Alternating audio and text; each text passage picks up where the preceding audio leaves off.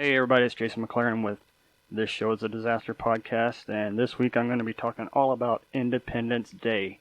I'm going to talk about a few things that we all like to do, such as parades, barbecues, and fireworks, and probably throw in a couple other things in there, depending on what goes on this week. Today I'm going to touch on parades a little bit. Tomorrow I'll go a little bit more in depth into it on the next episode.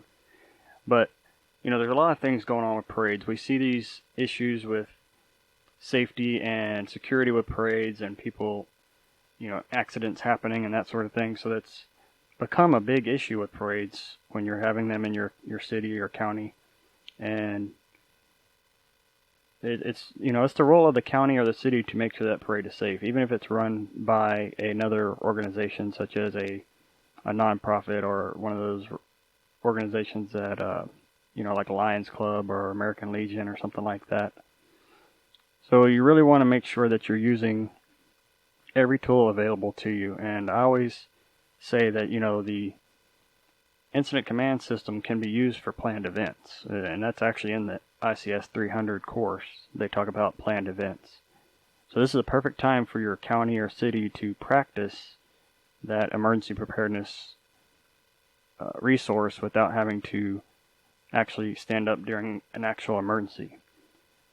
So there's guides out there, and I'll talk about some of those in my next episode, but just a few things I want to talk about are regulations and requirements. And like I said, you may have to get permits or regulatory guidance on things that you need for the parade. This could be, due to ordinances. Like I said, maybe a city has passed an ordinance regarding parades because they've had something happen in the past. And this could be as simple as how many porta potties you have to have, or how many off-duty police officers or on-duty police officers, any kind of first aid staff, and usually that has to be off-duty firefighters or on-duty firefighters, depending on what's going on, and it could be your volunteer fire department. And then there's permits, especially if you're going to have tents or stages or bleachers, temporary bleachers, that sort of thing. This all needs to be planned out ahead of time and permitted, and just to make sure that everything's safe. And I'll dig into some of those in the next episode.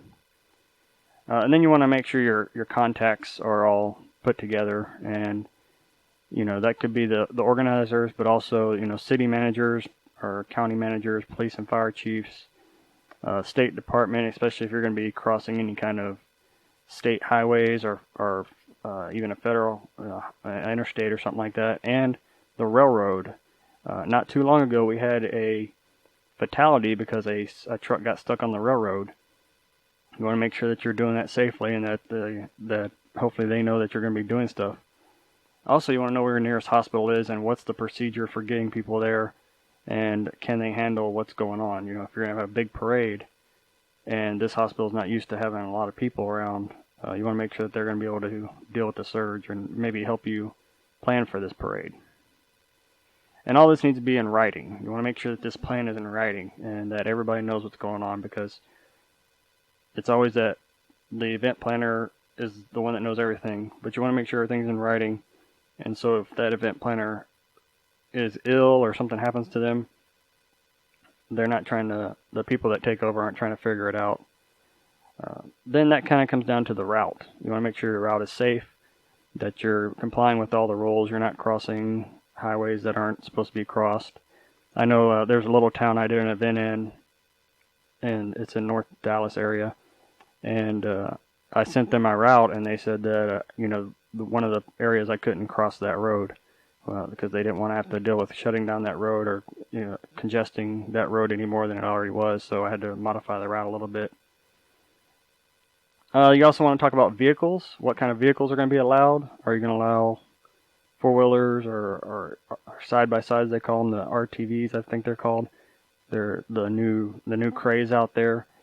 Or are you only going to allow enclosed vehicles such as pickup trucks, cars, and trailers and that sort of thing? And then, what kind of drivers are going to allow? If you're going to allow the four-wheelers, there's really no rule on what age you need to be for a four-wheeler. Even though I think they do say 16 in the safety manuals, but we know around Texas, I've seen kids as young as 10 or 12 operating those things. So you want to make sure that all this is written out in your parade plans and that people are not just showing up and going crazy. and even the float. If you're going to have a float, what kind of float materials can it be made out of so it's not flammable? How big can it be? All this has to be, planned out, and we'll go in depth in another episode on each one of these, and because this is not a one episode deal here. Then animals, are you going to let animals be in the parade, and what kind of animals? Are you going to allow exotic animals? Maybe your jurisdiction or your city or county has a exotic zoo farm. Are you going to allow them to walk down the street with those? Are you going to let camels or elephants or whatever come down the street? And you may, if it depends on what's going on. And then you got to get into the mitigation side. Insurance. You want to have insurance on vehicles and drivers, and just overall for the parade in case something does happen. You want to mitigate against that hazard. And then debris removal, because inevitably you're going to have trash, and you're going to have people selling things and that sort of thing, and you want to make sure all that's cleaned up and that it's returned back to how it is once you have closed out the parade. But anyway, so that's just a real quick overview. Like I said, in the next couple episodes I might dive deeper into all those and actually detail what I've done in the past for those, and then we'll talk about barbecuing and some of the other things we do for Independence Day. So that's all for this episode. I'm Jason McLaren, signing off.